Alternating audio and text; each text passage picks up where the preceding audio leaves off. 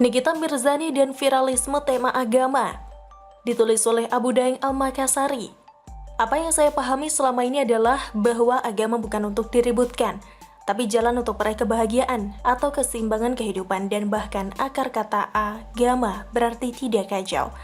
Namun apakah orang-orang yang sudah beragama telah mendapatkan itu? Tentu tidak mudah menjawabnya, karena ini terkait subjektivitas masing-masing individu yang sangat beragam. Dan bahkan ada yang bilang agama adalah urusan privat, namun manusia adalah makhluk sosial yang satu sama lain saling membutuhkan. Karena itulah mustahil ada manusia yang tidak membutuhkan orang lain atau bisa hidup sendiri di muka bumi ini. Dari apa yang dimakan hingga baju yang digunakan telah melibatkan banyak orang dalam memenuhi itu semua. Meski demikian, ada juga beberapa perkataan yang berbunyi pesimis dan berkata bahwa agama telah melahirkan perbedaan sehingga orang-orang pada berdebat lalu akhirnya menjadi gaduh. Dan lebih ekstrim lagi, mereka menuduh Islam. Agama Islam disematkan sebagai agama yang keras, agama yang hanya berisi sejarah perang dan kekuasaan. Dan tentu saja orang-orang yang berpendapat seperti itu adalah orang-orang yang melihat Islam dari sisi pemeluknya yang saat itu mungkin mengikuti ego dan hawa nafsunya, sehingga menyulut pertikaian, atau mungkin saja mereka tidak benar-benar memahami atau mematuhi Rasulnya saat itu. Seandainya saja ego, arogansi, hawa nafsu, dan keakuan bisa dikontrol, maka Islam yang kita lihat saat ini mungkin sangat indah. Islam yang hakikatnya menegakkan keadilan, Islam yang benar-benar selaras dan sejalan dengan nilai-nilai Pancasila, Islam yang memenuhi bumi dengan keadilan sosial yang merata sehingga tidak ada makhluk yang dizalimi, justru yang menzalimi akan musnah. Bahkan semut pun mendapatkan perhatian dengan sangat baik. Namun sayangnya, agama dan bahkan ajaran-ajaran semacam filsafat bisa dijadikan alat pembenaran ego sendiri. Karena itulah, Ibnu Rushd pun pernah mengeluarkan statement yang mungkin karena berangkat dari fenomena itu. Ibnu Rushd pernah berkata bahwa jika engkau ingin menguasai orang bodoh, maka bungkuslah kebatilan dengan kemasan agama. Kira-kira begitu. Sudah berapa banyak orang-orang yang tertipu dengan kemasan agama? Mulai dari bisnis umroh haji, properti yang berlabel syariah, nikah siri, poligami yang kepedean bisa berbuat adil, hingga beberapa orang mu'alaf ataupun segelintir selebritis memakai label agama untuk mendapatkan penghasilan agar merasa tetap survive dan bisa hidup sehari-hari di bumi yang sementara ini. Dari fenomena seperti itu, apakah tepat menyalahkan agama Islam? Padahal pemeluknya saja yang cara memahami agama bisa keliru dan bahkan menjadikan alat pembenaran diri demi kehidupan duniawinya atau kebanggaan diri, dan siapa yang bertanggung jawab atas kegaduhan dan penipuan itu semua? Atau jika misalnya saja agama tidak pernah hadir di muka bumi ini, apakah ada jaminan bahwa manusia mendapatkan ketentraman dan kebahagiaan hidup di bumi ini? Apakah tidak terjadi kezaliman? Padahal ego, kebanggaan diri, syahwat berkuasa, haus popularitas itu semua bisa ada pada manusia? Apakah cukup dengan membuat kesepakatan-kesepakatan atau aturan manusia akan sadar begitu saja? Apakah tidak perlu agama untuk memahami tujuan hidup ini? Pertanyaan di atas bukan untuk disanggah ataupun dijawab juga dengan emosional, ataupun jawaban-jawaban yang pada akhirnya ingin mengarah pada perdebatan.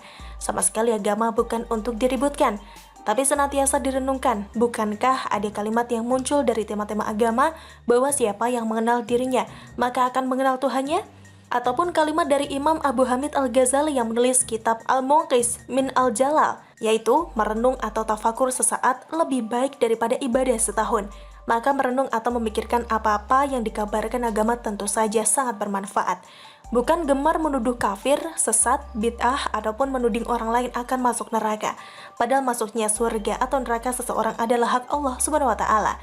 Berdebat atau adu argumentasi soal agama berpotensi memunculkan ego diri atau arogansi intelektualitas, atau merasa paling pintar dan hebat, merasa paling benar, namun tidak disadari oleh pelakunya, malah terus asyik masyuk dengan perasaan itu. Bukankah ini berbahaya? Sehingga itulah yang bisa menjadi penghalang jiwa merespon fitnah kemanusiaan. Lalu bagaimana merespon tema-tema agama yang sering viral? Misalnya, yang lagi ramai yaitu Nikita Mirzani. Perlukah ribut dan gaduh? Dan apa manfaat serta tujuan dari itu semua? Dan yang tidak setuju atau melihat bahwa ini adalah upaya atau dugaan penistaan agama yang dilakukan oleh Nikita, apakah misalnya kalau Nikita dilaporkan ataupun dipenjara akan menghentikan aksi-aksi seperti yang Nikita lakukan? Tidakkah terbuka kemungkinan akan muncul orang-orang yang galau seperti Nikita karena melihat atau merasakan kondisi keberagamaan di masyarakat?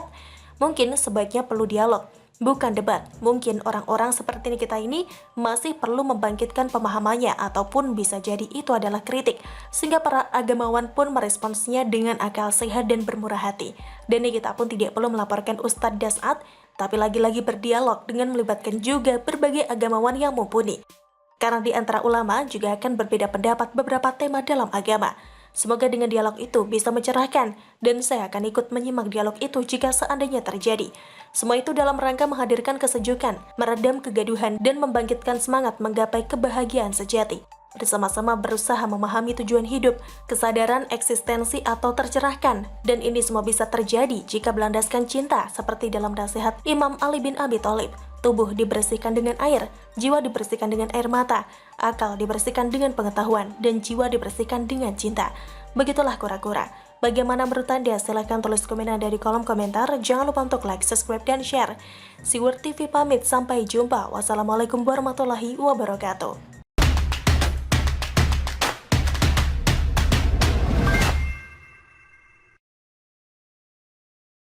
JK pasti ngelus dada lihat Anies Baswedan dan tertawa begitu lihat titik-titik. Artikel oleh Eko Wibowo. Banyak yang memperkirakan bahwa salah satu tokoh yang akan berperan penting walau di balik layar pada Pilpres 2024 nanti adalah Yusuf Kala atau JK. Masuk akal bila melihat kiprahnya selama ini beserta segala kepentingan-kepentingannya. Dikenal syarat pengalaman, banyak terlibat dalam konflik yang begitu rumit hingga dikenal secara nasional bahkan internasional, membuatnya menjadi begitu diperhitungkan, dan JK jarang gagal. 2017 menjadi bukti kedekatan JK dan Anies Baswedan dalam konstelasi Pilgub DKI Jakarta. Kerjasamanya dengan Prabowo Subianto berhasil menempatkan pasangan Anies Sandi menjadi pemenang, mengalahkan petahana. Didukung limpasan fenomena 411 dan 212 juga berhasil membuat Anies Baswedan seakan terlahir kembali. Ya bagaimana tidak, sebagai sosok menarik yang ikut berperan dalam kemenangan Presiden Jokowi di periode awalnya, Anies menjadi korban di kesempatan pertama reshuffle Kabinet Pemerintahan Presiden Jokowi JK waktu itu. Euforia dan glorifikasi kemenangan Anies itu ternyata kebablasan, menjadi sikap halu dari pendukungnya. Oleh karena itu, Anies diberi gelar tidak resmi sebagai Gubernur Rasa Presiden atau Gubernur Indonesia. Jelas saja JK senang, apalagi Anies. Tapi seiring waktu berjalan dan semakin menuju akhir masa pemerintahannya, kinerja Anies belum juga terlihat. Banyak janji yang tidak tertunaikan, banyak masalah yang tidak terselesaikan. Bisa jadi justru malah menambah dengan masalah-masalah baru. Rumah DP 0 hanya terrealisasi sebesar 0, OGOC juga entah bagaimana sekarang perkembangannya. Masalah banjir, kemacetan, dan sampah malah membesar. Sementara perhelatan Formula E justru memungkinkan untuk menambah beban bagi pemerintahan selanjutnya.